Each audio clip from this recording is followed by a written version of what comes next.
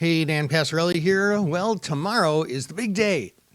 It is the first Fed announcement of the year, and by all accounts, the announcement itself should be pretty lackluster. There's a 97.9% chance of the Fed funds rate staying the same. That's according to the FedWatch tool at the CME Group.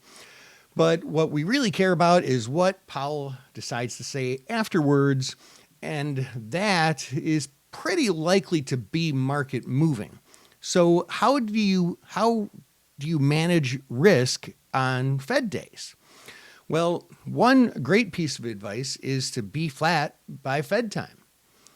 The Fed announcement comes out at 1 o'clock Central Time on Wednesday Fed days, which is 2 Eastern Time. And then after that, that's when Powell starts, talking and releasing comments.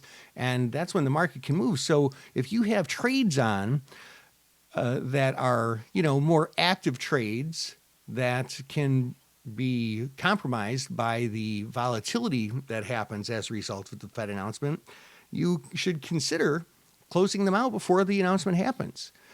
Take your profits maybe a little bit early or cut a small loss to avoid a potentially really big loss. Now, that doesn't hold true as much for things like, long-term investments, of course, even covered calls and cash secured puts that are in your long-term investment accounts.